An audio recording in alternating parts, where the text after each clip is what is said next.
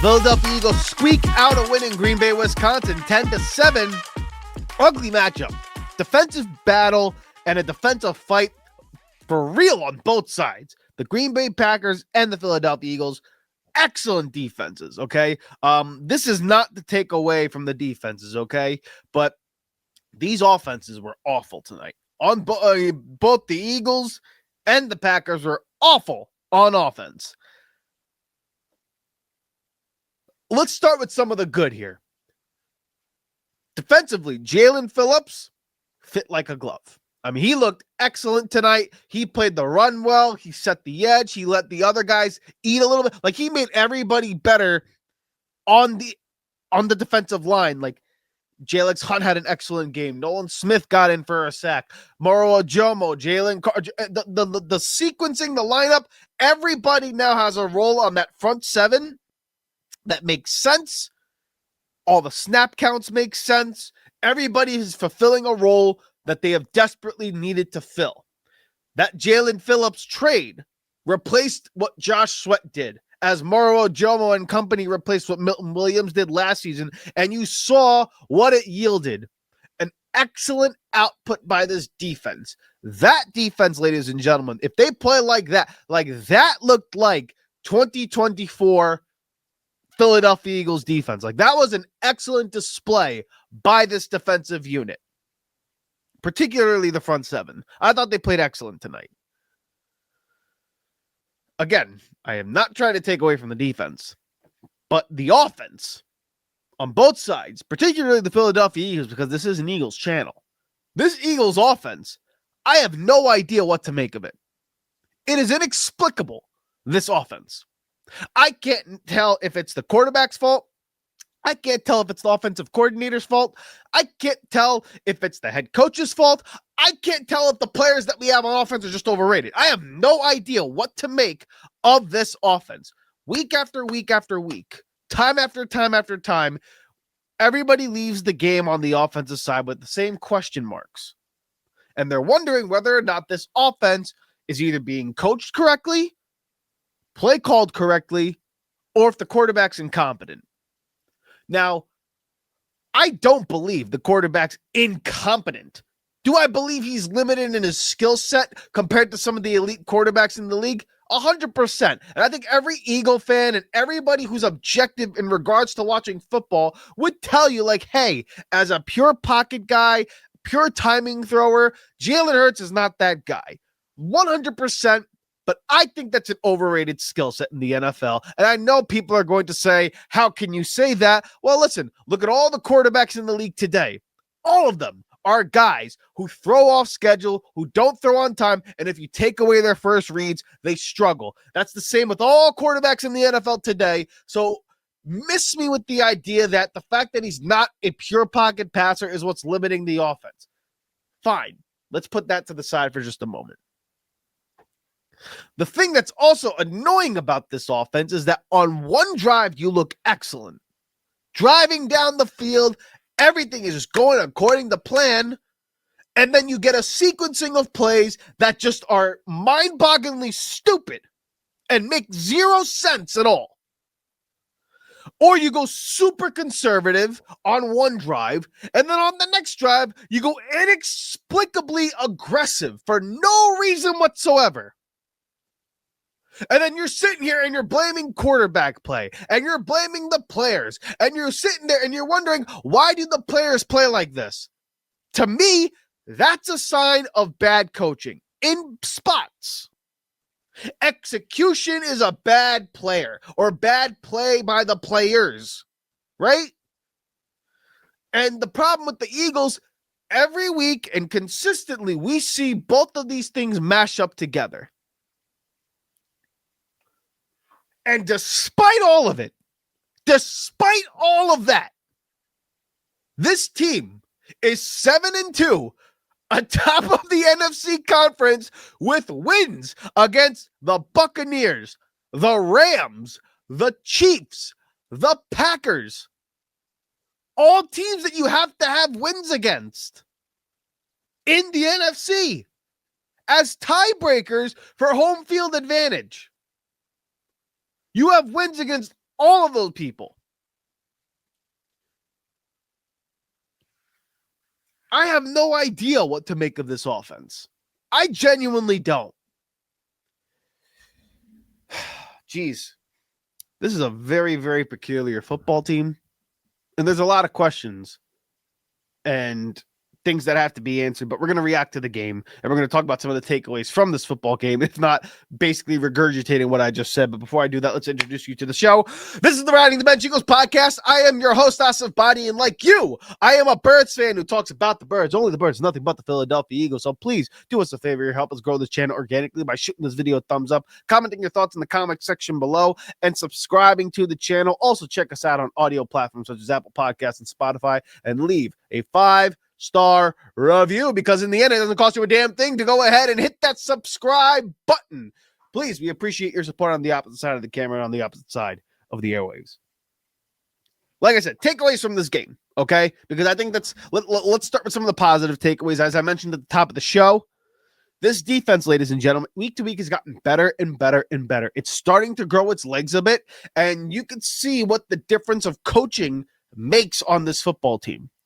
The veteran coaching staff that's on the defensive side of the ball and the identity that they know who they are and what they want to do is evident. And it's becoming more evident week after week after week. Despite the offensive struggles, which we'll get to in a moment, this defense consistently shows you who they are. Yes, they've had instances where they bend but don't break, but that is a philosophy that I will take every day of the week in the NFL. I would trade yardage for points every single time. You could throw for 380 on us, but if you're finishing drives where you're only getting one touchdown and a bunch of field goals and only scored 19 points a game, for example, I'll take that any day of the week. I have a theory about the NFL. If a defense can hold you to under 21 points, that's the mark of an excellent defense. That's the mark of a good defense. And if you're an offense, your job is to score more than 21, 24 points a game. If you could do those things, you're obviously going to win more football games. I know that's math, but that's the line in the NFL. That's why teams who 1 year ago finish the season at 7-10, the next year go on to win 11 games because they flip that dynamic, right?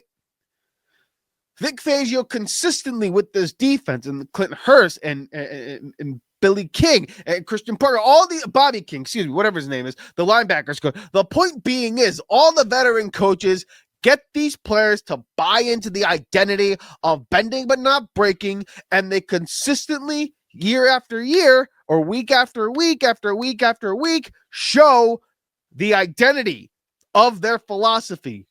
And they confuse the hell out of play callers like Kyle Shanahan, Matt LaFleur, Sean McVay, Kevin O'Connell. I mean, some of the best play callers in the league struggle against this defensive unit. And now Harry Roseman has matched up the talent with this coordinator's philosophy, because they've been trying to search for this philosophy for years now. They've been wanting Vic Fangio in the building for years, and they finally got him last year, and it resulted into a Super Bowl. And this year, it's resulted in, once again, the defense being the shining star of the Philadelphia Eagles.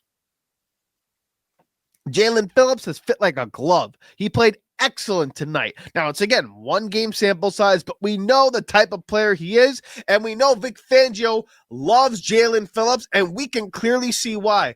This kid sets the edge. He has a good pass rush. He's great against the run, and he's made everybody on the defensive line in the edge room that much better. You would all of a sudden now have depth. You all of a sudden now have a slew of bodies that you can start rotating in, with Brandon Graham coming back, with Nolan Smith coming back. Now Jalen Hunt is getting one-on-ones and is playing a little bit more free. Jalen Carter, Jordan Davis, Moro Joe, like these guys are starting to play here, and now you can throw in a Jahad Campbell off the edge. You could throw in a Kobe Dean blitzing up the A-gap. You can have Zach Bond roaming and playing kind of that second-level defense with Cooper DeJean as a cover guy. It's becoming, and it's starting to develop into one of the more elite defenses we have seen in franchise history once again. This era of Vic Fangio, this era with this defensive coordinator, is slowly becoming one of the greatest units we have seen in franchise history.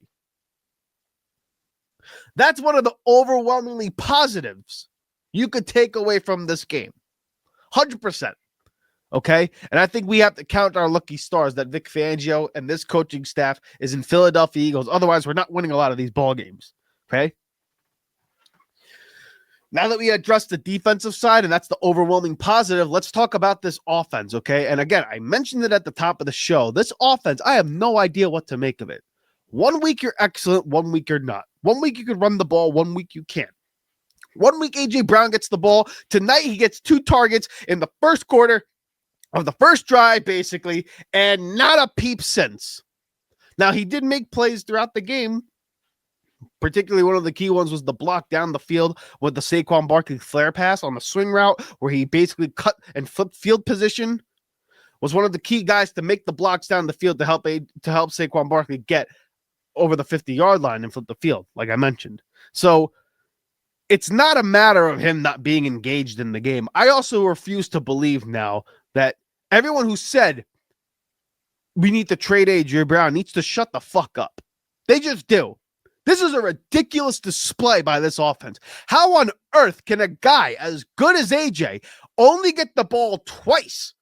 There is no wide receiver in the NFL. There is none. I don't even care how bad you are. There is no he had 2 more targets than Matthew Golden, and Matthew Golden didn't play tonight. Do you see how ridiculous that sounds? Do you see how insulting that is to A.J. Brown?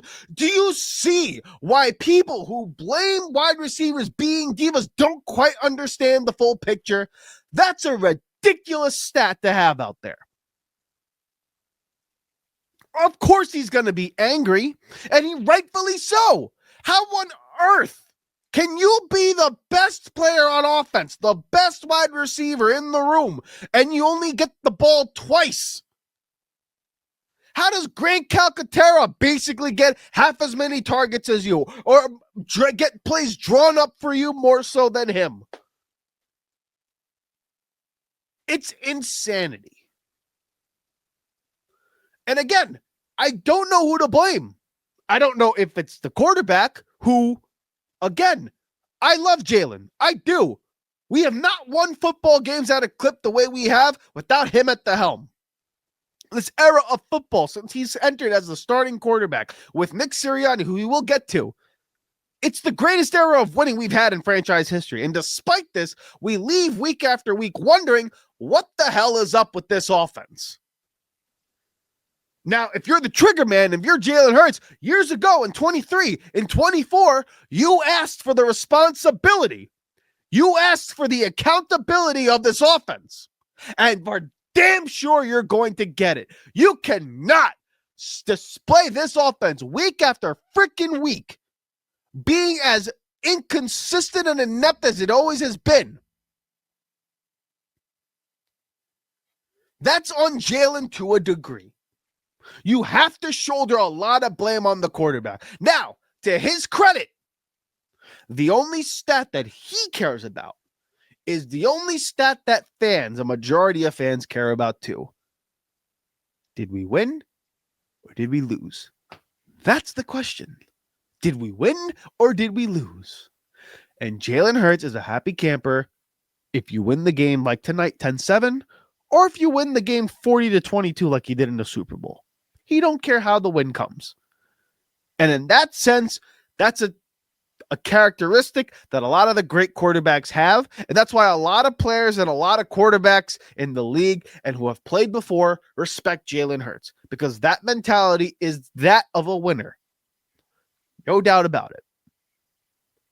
However, don't tell me you can't get the ball to A.J. Brown more than 2 times. Don't tell me that this offense has to look as sluggish and putrid and as constipated and as lethargic as it does week after week after week. Now, I don't believe personally that this is something that Jalen goes out and says, yeah, this is an acceptable form of offense that I like to run. This is exactly what I want to do. I don't believe that. Especially considering in 2023, the one thing he kept doing was try to chuck the ball down the fucking field. The guy wants to throw the damn ball. It ain't like he doesn't want to chuck it around the yard. Of course he wants to throw it. He's a quarterback. Show me a quarterback, I'm going to show you an asshole. He wants the credit for the wins. He wants the credit and he wants the glory. It's why he wears one. Okay? It's why when we get to that 1 yard line, he's calling a tush push no matter what. That's what they're going to do. That's what he's going to do. And I'm cool with it because it's resulted in wins for the most part. Okay? This offensive coordinator, Nick Sirianni and Kevin Patullo, I don't know who's calling plays here. I don't know.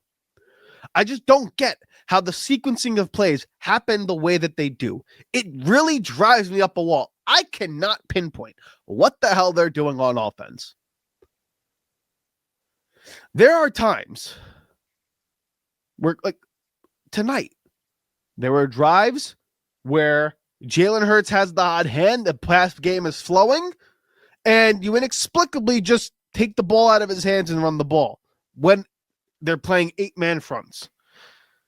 And then there are times where, towards the end of the game, that freaking fourth down call with under a minute left to go in your field goal range, you're sitting there and you decide on 4th and 8 to chuck it to A.J. Brown, giving the Packers a chance to go ahead and get the tying field goal.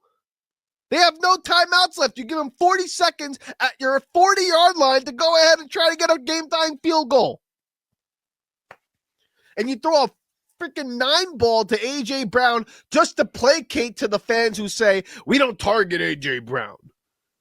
That was such a bitch move. It was a stupid move. It was a bitch move. And you, for fuck's sake, I mean, they're never going to answer for it because the fucking people in Philadelphia suck their own dick and they don't even answer and ask hard questions anymore because you got the organization who sits there and tries to silence and mute the mouths of people who are critical of them.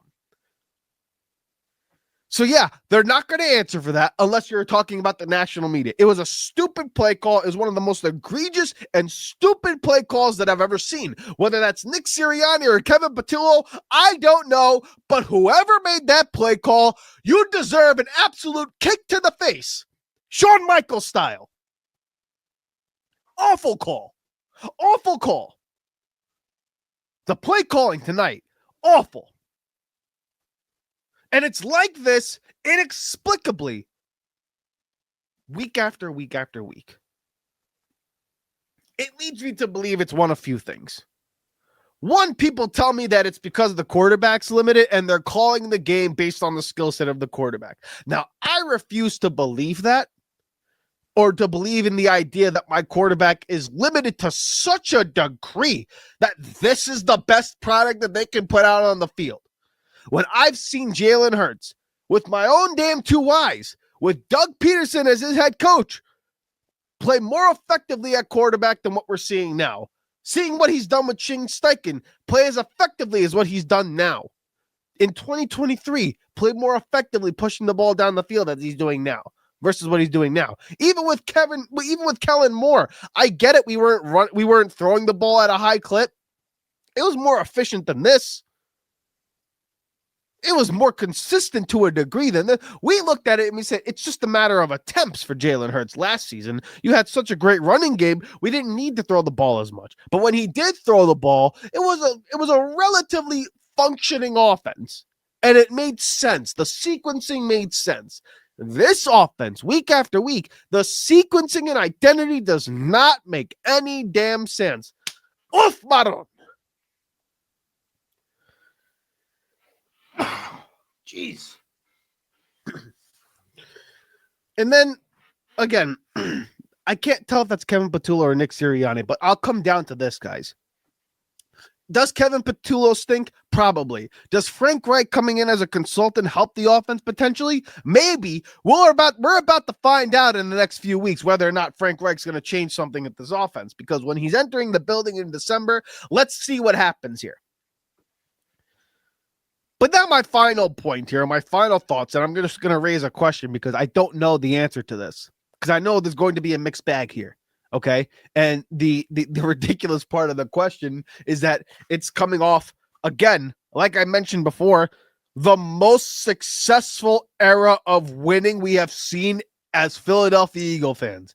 We've never seen winning at a clip like this. Again, I'm in Long Island, New York. I look outside and I see people who are Giant fans, who are Jet fans. I mean, like, it is a putrid existence to be a New York fan.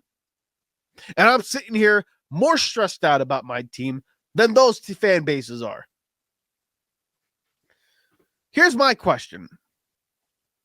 Is the ineptitude week after week on this offense, does it boil down to whether or not it's Nick Sirianni's fault or whether or not it's Jalen Hurts' fault? Here's the ironic part about this. We have seen a Nick Sirianni offense without Jalen Hurts, with his time in Indianapolis, albeit Frank Reich was there. But there are pockets of time here where we've seen it with Gardner Minshew, and we've seen it with Kenny Pickett, and we've seen it with Tanner McKee. And it's looked much more efficient and much more effective than what it is. I've also seen Jalen Hurts without Nick Sirianni. And I've seen him be more effective, more consistent, more eager to throw the ball down the field. Throwing it into, quote, the teeth of the defense, as that's one of the critical things of Jalen Hurts now. We've seen it with Shane Steichen. We've seen it with Brian Johnson. We've seen it with Doug Peterson. The weird thing about this team and this dynamic, and we talked about this in 2023, I don't know if Jalen Hurts and Nick Sirianni like each other. I don't. And every time we come off a big win where Jalen Hurts throws the ball, he always says a consistent line where he says, they finally let the straitjacket off of me. He did it in the NFC title game, and we've seen it in games past. They let the straitjacket off me. And then I see the play calling when Kenny Pickett, Tanner McKee, or somebody else is in the lineup, and it's just much different than what it is with Jalen Hurts in the lineup. So who's to blame? I got no freaking clue. Who's to blame for the ineptitude? Again, both guys deserve blame. That's the easy answer. But I'm talking about who's the freaking problem. Is it Jalen Hurts or is it Nick Sirianni? I don't know the answer. I lean towards one answer, but I don't know the answer. But again, I preference it by saying it comes off the back of this era of Philadelphia Eagles football since 2021 being the greatest stretch of winning we've ever seen as a fan base. It's mind-boggling how.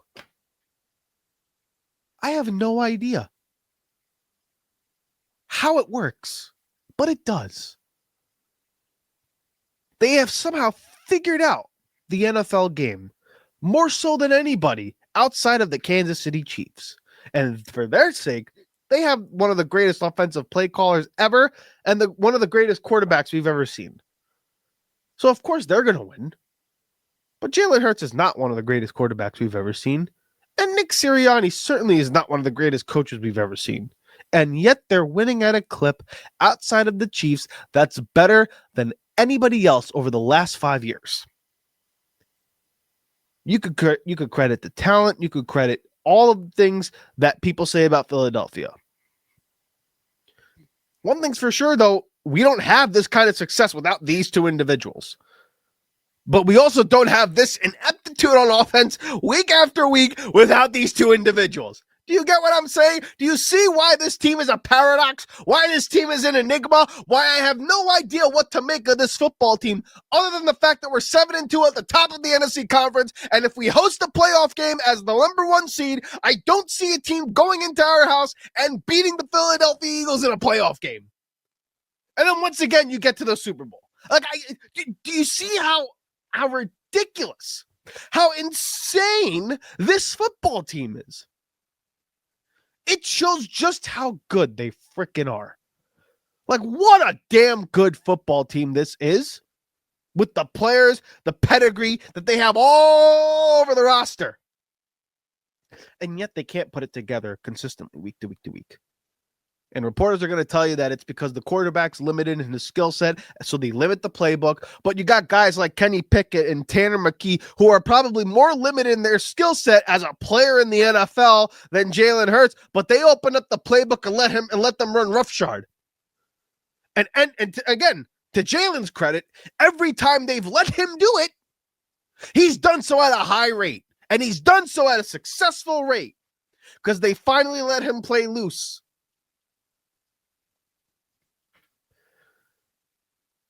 But there's never going to be an instance where he's going to play like he did against the Vikings or the Giants week after week after week. He'll never do it. That's not the player he is. And I've accepted that. I'm cool with it because I think having an elite arm, an elite passing game like that is at times overrated. I mean, look at Dallas. They can throw it all over the yard. They can't stop a nosebleed. Look at Josh Allen. As great as he is, he's up and down and he's consistent and he panics in big time moments. Same with Lamar Jackson. Panics in big time moments. He's probably a better thrower than what people would give him credit for, but he's also a guy that's up and down in his mechanics. Justin Herbert, greatest arm that we probably have in the NFL outside of Matt Stafford and Mahomes. He's a guy that's up and down in his play. Matt Stafford's a freaking wizard. I get it. Same with Mahomes. Joe Burrow can't stay on the field, but he's also a wizard on the field when he's playing. Jared Goff, as consistent as he is, we know the one thing that'll get him, interior pressure. That gets almost any quarterback in the league. But there's answers to all of these guys. There hasn't been an answer to Jalen Hurts because every time he's in big games, he wins them. Every time Nick Sirianni is coaching a big game, majority of the time he wins them. Oh, my God. Look at me. I'm screaming so much. It's giving me, I'm freaking dying here. After a win, I'm dying here. Oh, jeez Louise. Oh, for heaven's sake. Okay, let me know your thoughts in the comment section below. It's really late at night. But listen, I don't know who to blame here. Listen, you got Nick Sirianni, got Jalen Hurts with this inept offense. You got Kevin Petula, who can't play call to save his life one week, and then the next week, he's excellent. Tonight, he was awful. The defense is the star of this team. It's the identity of this team. It's what's going to be the reason we win another Super Bowl. If this defense plays like it did tonight, this was an excellent display, and all the roles make sense for everybody on the team outside of Adoree Jackson, who I thought was good tonight, but he shouldn't be on the field. You got to hope Jair Alexander or somebody else steps up. But one thing's for sure, this team is a defensive-minded football team because it's the best coached unit on the football team, and it's not even close. Hey! Thank you so much for watching the Riding the Bench Eagles podcast. If you want to continue to support the channel, please hit the like and subscribe button down below. Also, check us out on Instagram and TikTok at Riding the Bench Eagles Pod. We're also on Apple Podcasts, Spotify, iHeartRadio, you name it, we're on there. Thank you so much for listening, and please join us next time here at the Riding the Bench Eagles Podcast.